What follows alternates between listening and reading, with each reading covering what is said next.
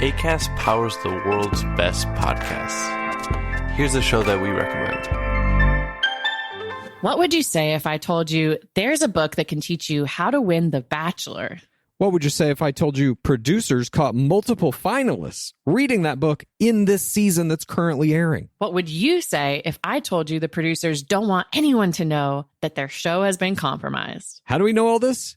We wrote that book. I'm Lizzie Pace. And I'm Chad Kulchin. We're the authors of How to Win the Bachelor and the hosts of the Game of Roses podcast, a bi-weekly podcast where we break down all the biggest plays, errors, and MVPs in the game of reality television. Listen to Game of Roses wherever you get your podcasts and go to howtowinthebachelor.com to get our book. Acast helps creators launch, grow, and monetize their podcasts everywhere. Acast.com. Hi, it's Dave here. This is my wife, Kathy. Hello. This is the Cinemile, the podcast where we walk home from the movies. And today we're seeing a movie theme park ride extravaganza with Dwayne the Johnson Rock. Yeah. And it's called Jungle Cruise. I don't know a thing about it. I think it's one of the It's a theme park original ride. rides. And I think it's a ride that's gotten in trouble in recent years for cultural appropriation and racism and things like that. And it's been Racism and updated. cultural appropriation at Disney. But yeah, we're excited for this movie because it kind of seems like it's going to be fun based on the fact that it's The Rock and Emily Blunt, I right? guess. Yeah? I guess. I mean, I don't know. I don't Kind know. of like Indiana Jones vibes, I guess, from the trailer I've seen. Yeah. Oh, you saw a trailer? Yeah. Right, you've got one up on me.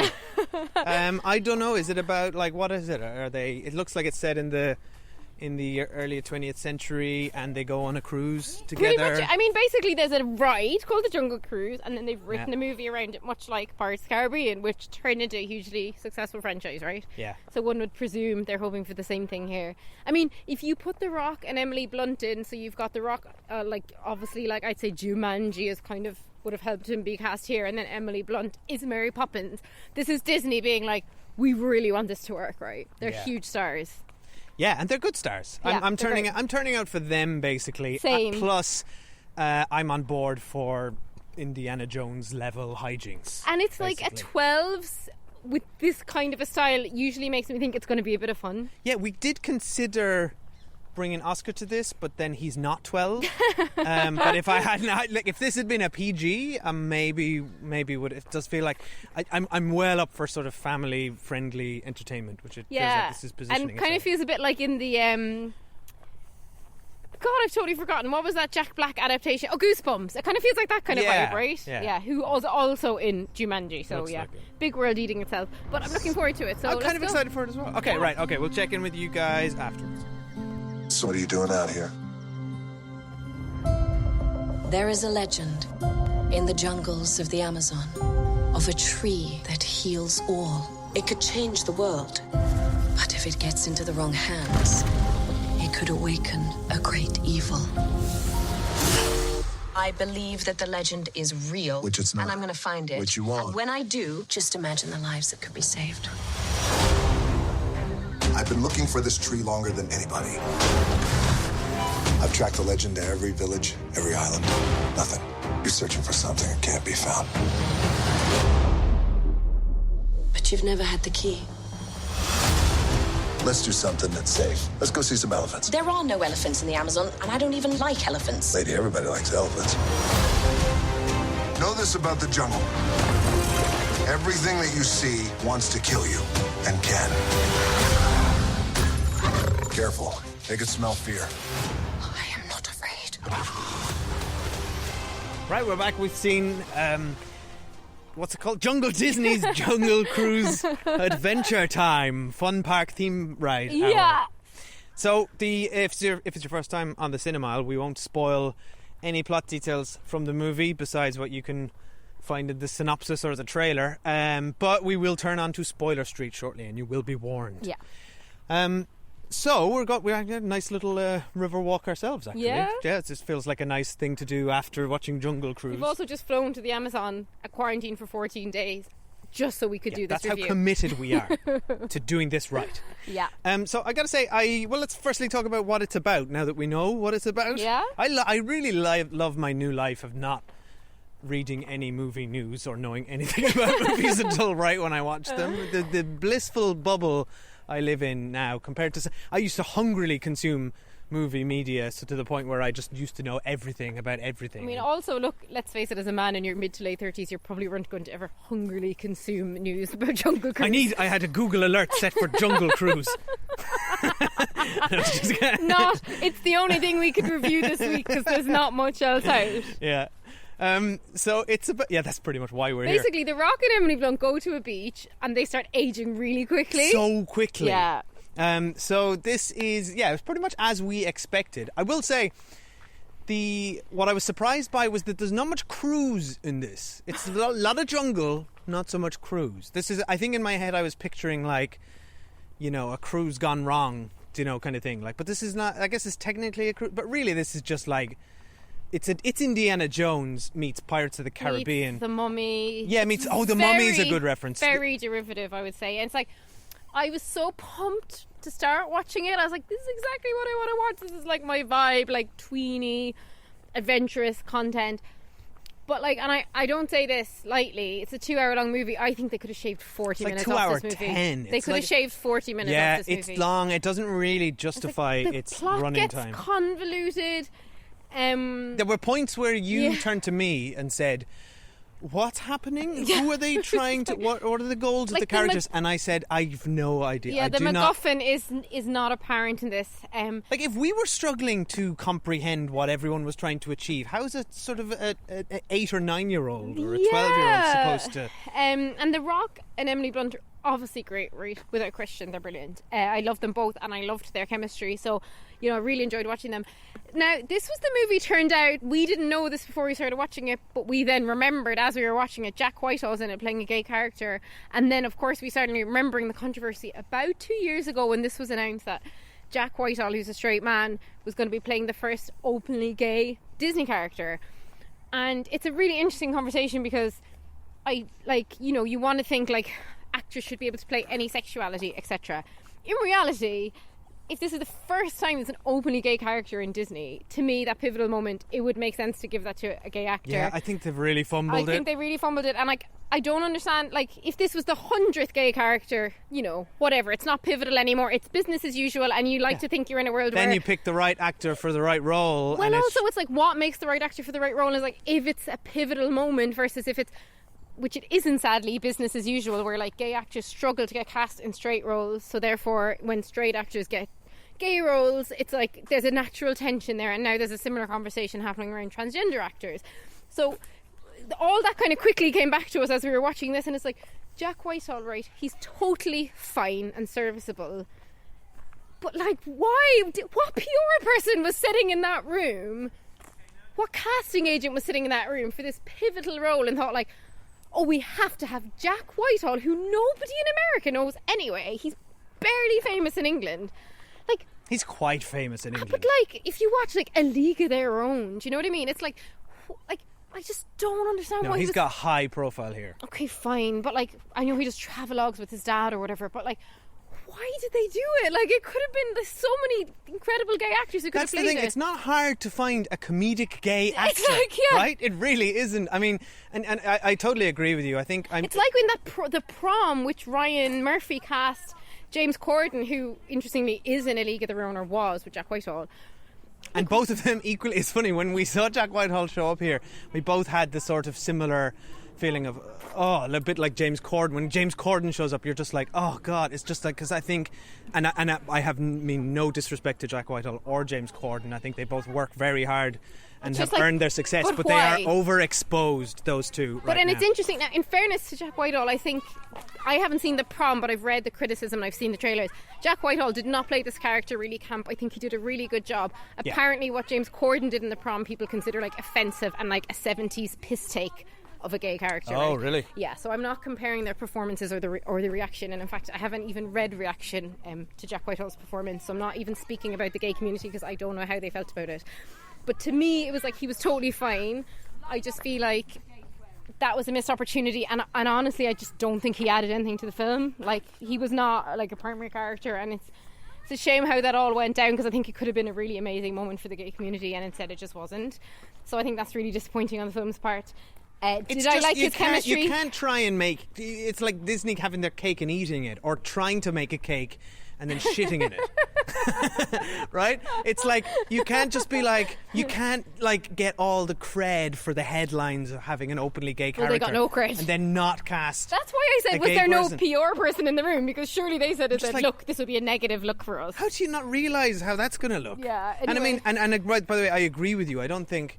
You know, I think the argument around this topic can sometimes get misinterpreted as, oh, well, like, you know, it's acting, you know, anyone should be allowed to act. It's like, that's obvious. It's all about marginalised people And or barriers to underrepresented entry, people yeah. and barriers to entry. It's just like, you haven't opened the floodgates yet, Disney. So you know, give an actual gay actor a chance Even first. as recent as like Kristen Stewart, right? She's like a really young actor. She was basically told that like she needed to pretend she was straight to get roles. You're talking in the last couple of years. 10 years ago? Not That's even. the Princess Snow Diary thing? No, it was no.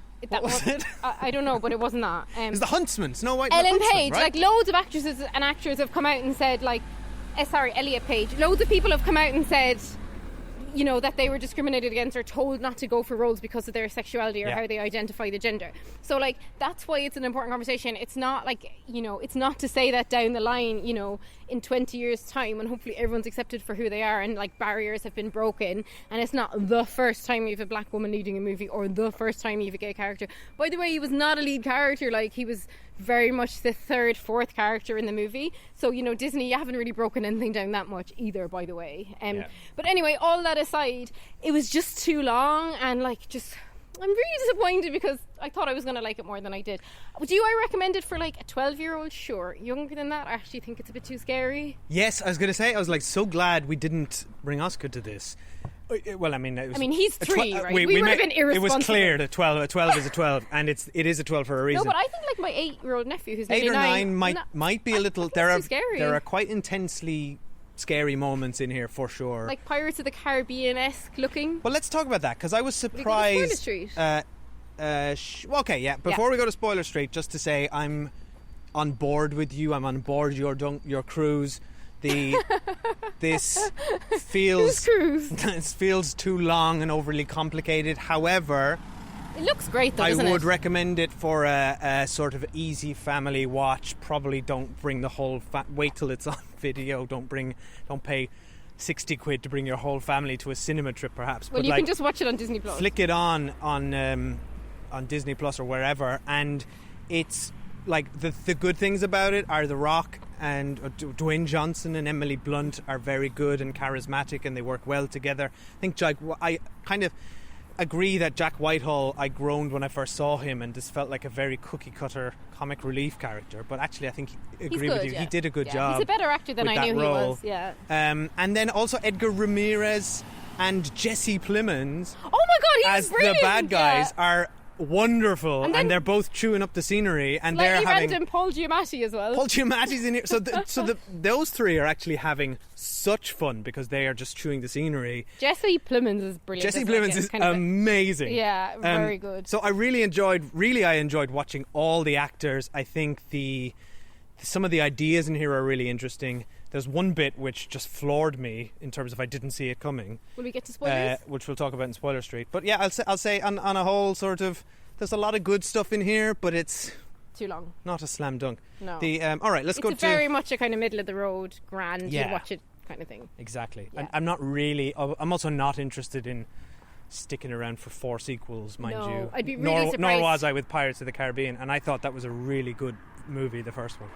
Pirates of the Caribbean is more to it, to me, in terms of a franchise possibility, because, like, we know from experience, kids are obsessed about pirates, right? Like, pirates are this whole thing. This movie is just a boat going down a river, so, like, how franchisable is that? How do you do... What's the next one? What's Yeah. the next reason to have a jungle cruise? Exactly. Okay, well, let's... full spoilers now for Jungle Cruise. You have been warned.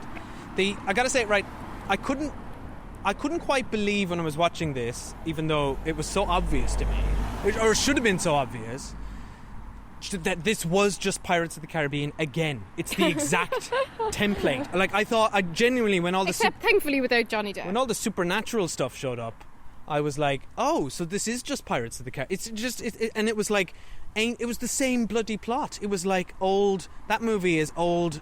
Spoilers for that old movie, but like, that's old pirates who get cursed for trying to steal something and then become undead and wish to break their curse. That's the exact. Oh God, I hadn't even thought of that. That's the exact same. I was just thinking visually they plot. look like Pirates of the Caribbean. Oh, and not only that. Sorry, now that we're in spoiler street, the head pirate or conquistador have a history and a relationship with the primary character who was involved in the initial curse and managed to escape it. Which is, the exact same plot as Jack Sparrow and Francisco in this. Literally the exact one. You remember they were both Pirates there. of the Caribbean They more were than I both do. there for the instance of the curse and managed to avoid it. It was a good plot. It was so funny because it was a good plot. Like, we got a surprise when The Rock turned out to Really? be... Yeah. I have rarely do I get caught out by movies these days because all movies are the fucking same at this stage. But I did not see that coming. So hats off movie. However, it did give me an issue because at the time I was saying to Dave, are they gearing The Rock and Emily Blunt up to be romantic interests? So I feel like there's a huge age gap. Googled it wasn't that bad actually. It's only like a 10-year age gap. But then they made him 400 years old.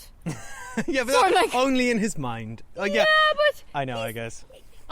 It's funny because I thought they had really good chemistry, right? Because they're both really good actors and they're both very funny. And like, I think I love her, and I love him. But it never felt romantic to me. And I was thinking, do you know what I'd actually have loved if the movie... And I love romantic movies. It was but just a friendship. if it was just a friendship, like Yeah. when they got together at the end, it just felt so tacked on and like also gross because he's 400 years older than her. And like, I just wasn't into it. Like, the whole start of the movie was like, she's so independent. Like, she's a really intelligent woman ahead of her time in a man's world. And like, she's succeeding to do all these things herself. She's like a doctor in Cambridge. She's the impetus that like drives this whole movie. And then in the end, it's just like her and The Rock get together, and it just felt really unnatural, and I wasn't into it. But to be fair, and I kind of agree with you, but to be fair, they do get together as equals. They like, she's not a love interest. No, She she's not, doesn't- and she's teaching him how to drive at the end. Exactly. You know, they're doing all that, but like, They it just feel- felt, they why do they really- have to be romantic? Like, why? They really feel like equal billing, whereas 20 years ago, like to take Indiana Jones as an example, the female billing is often the support. Even with what's her name in the first one, Karen, What's her name in the first one? What are you talking Raiders of the Lost Ark, she's kind of a similar mold, but she still feels like second fiddle. about? Yeah, but to that Indiana movie Jones. was called Indiana Jones, though. Yeah, I guess. Okay, This movie's called Jungle Cruise. But they really do feel like that this could be Emily Blunt's movie, and The Rock is in it. yeah, for and sure. vice I mean, versa. she's in it more than him. Yeah. So that was my like slight niggle at the end. I wish they hadn't got together. Did I like the ending? Other than that, yes, actually, I liked how her and him and Jack Whitehall and all kind of banded together. Jesse Plemons as like the son of the Kaiser was just brilliant. Yeah. Really I enjoyed actually that. I'm with you. I thought the ending felt strong. I was emotionally invested in them returning him back to life and his self-sacrifice. Yeah, I liked all that stuff. I quite liked all that. I think And I liked- the problem is the middle part of the movie It and just all the lagged. connective tissue But to also kind of they're get like- from A to B. The whole thing was to get like Dave had to like explain it to me as we were watching it again because I didn't actually understand. In the end, they were trying to get like these petals off a tree, right? But then There's too many MacGuffins. The There was a tree kind of- spearhead. The spearhead points to the location of the tree, which has the petals, which brings people back to life. It's just like, also I wanted to be Tomb Raider. and then also there was all this other stuff, exposition drop, where it's like, but it only works at midnight on the 4th day of the 6th evening of the. It's just like, it was oh. too much, and then it was like, okay, fine, you've done all the Tomb Raider stuff. They're cracking the code. She's like underwater. He's like blowing water into her mouth. That was all quite cool. That's all pretty good. Yeah, and then, but then it's like they finally get the tree, and the tree blooms, and then the moon is like fading so fast that like they get one petal off the end. I was like, sorry, you did all this for one petal off a tree that you then just have to give The Rock to bring him back to life. It felt quite unsatisfactory. But that was the point. That was leading up to her having to make a decision between everything she had wanted. so they or actually both saving The Rock. sacrificed because she sacrificed her Everything she desire had been for leading knowledge. to. Yeah. But like scientifically, how does this work? Right? I'm no botanist, but like all the leaves are fading because the moon was fading. But then she plucked a leaf, and then the moon went, but that leaf didn't die because she plucked it while the moon was still up. Surely that leaf should die. They wither. Yeah, but if you leave a leaf on a tree, it will wither and die eventually because it stops being fed, which was accelerated by this tree. But it would wither But and if you die in your pluck it- hand. But I think maybe the acceleration of decay was happening attached to the tree. Couldn't she have so just if you take it off, then it's going to just be a normal petal and Couldn't she will have just die. ripped a tiny bit of the normally. petal off? Like, why did she put the whole petal in his mouth? I mean, fuck knows. I don't know why I'm trying to defend this movie from that I'm enjoying this pointless argument. Yeah, anyway, I think like there's not much else to say about it. Like, it's very middle of the road. Like, the movies it wants to be, it does not hit the mark on a lot of them. No. Like, even like The Mummy, we're both big fans of. Like, I would watch The Mummy over this, I think. Which The Rock was also in. Was he? Yeah, he's the Scorpion King. Maybe it's only the second one. What was that other movie then that is... Famously bad CGI because ILM were working on Star Wars or something, and then they you phoned that one in. But didn't you say there was another movie that he was in which was also a ride? Oh yeah, Escape to Witch Mountain or something. Is that another Disney thing which he was in? Was that a ride? But then we or was went that to Space Mountain. We then went to watch the trailer for that for the laugh, and he had hair. I was like, I never remember The Rock having hair, like ever. Yeah, me neither. But apparently he did. We can't. He's so clear, so happy we are now with our bald Rock these days. We can't imagine a time when he was a hairy Rock. Anyway, do you know what? It's fine, but like, I really hope they don't make a sequel. They will, yeah. Well, it'll all depend on the money, the sequel right? be- And it's hard to know in these days because it'll be split between Disney Plus, Premier Access or whatever it's called, plus any. But it kind of wouldn't make movie sense returns. because, like, the end of the movie, like, she's in Cambridge doing her PhD. Yeah, it won't matter. And They've got- he's a taxi driver in London. Yeah. So, like, what's the next? He's a taxi driver in London. Well, she's teaching Did him how you- to drive a black car, so I presumed he might become a black cab driver. Wow, so you wrote the sequel in your head. Yeah. The movie didn't say he's a taxi driver now. It was just him learning to drive. Well, his own... So, do you know how hard it is to get your black cab license? That takes decades. This guy studies for decades. You think The Rock's just going to do it right after he learns to drive? Or he'll either drive a black cab He with is 400 tourists. years old, mind you. He'll drive a black cab with tourists in it, or he'll drive like an open-top bus with tourists in it. Because like that's the kind of closest thing to his job in the God, Amazon. you're right. Yeah. That's exactly what they'll do. Yeah, that's what I think it's going to be too. Oh my God, Yeah. I kind of do want to see that now. I don't. Because I quite enjoyed The Rock and How his could they afford and his it? puns and his jungle I enjoyed cruise. it. Like, oh, do you know one of the things that really bugged me is in it, Emily Blunt's character brings like a black and white like rolly up video camera, and she starts filming, and it's like silent film and it's black and white. And it's really cute, right? And I thought like, oh, this is lovely for young kids to watch because they probably won't even realise that's how video cameras used to work. And then I thought what they were going to do at the end was kind of like a little montage of like footage from that camera and like bring that whole plot together at the end. But no, it was just never went anywhere. So Disney, what were you thinking? Sort that out. So the next In movie Jungle needs to be Cruise black 2, and white found footage Yeah. of him being a cab driver. Black and white footage. Oh my God, amazing. Imagine that. Imagine Yeah. just like the whole thing is like Blair Witch Project style, just with found silent footage. And I Wait a did, second. I did really enjoy all the cracking gags idea. about like how Jack Whitehall had brought like all the clothes with him and was like changing for dinner, but like I gotta say though, coming back to it felt like they were leaning into some gay stereotypes with his character a little bit. I don't know, I think they were just trying to reverse them in that like the joke was that she was the one who had like no luggage as opposed to him, because that was what The Rock expected from like normal Yeah, I suppose. gender whatever at the time. Like I mean, the fact that she was wearing trousers, and he talked about that for the entire movie, kind of shows the extent of how they were going to address gender issues in this movie, right? Yeah, true. Her name was Pants because she wore pants, and his name was Skippy because he was the skipper, and that seemed to be like the movie really thought that was a gag. Like they carried Yeah. that on for the entire movie. Some of the gags didn't really land. I really liked, actually, my favourite scene, and when I thought the movie was going to be way better than it ended up being, was, the scene when the scene where she at the beginning is like stealing the necklace thing, and Jesse Plemons in the room, and she's all Indiana Jones, like going across bookcases and like Yeah, a ladder. that was fun. That was like actually the peak of the movie for me. Like Yeah. once they got to the Amazon, it went downhill.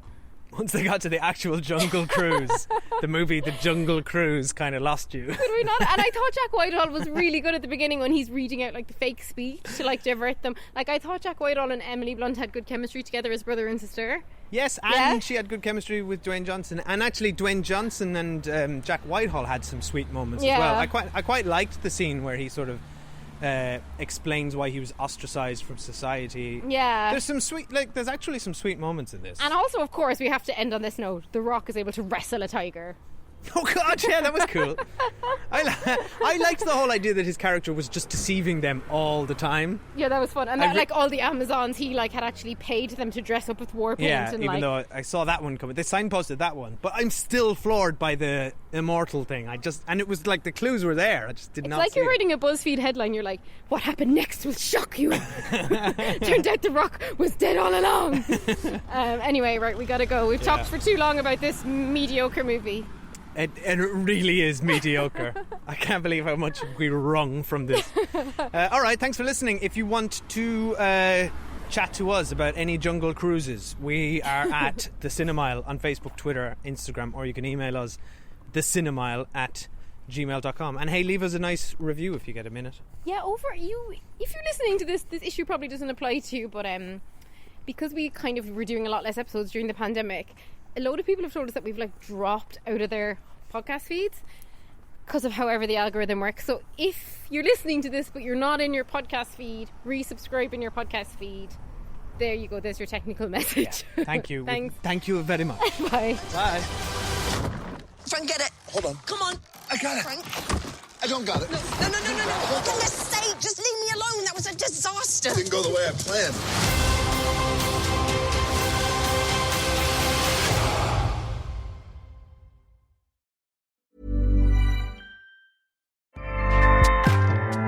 Acast powers the world's best podcasts. Here's a show that we recommend.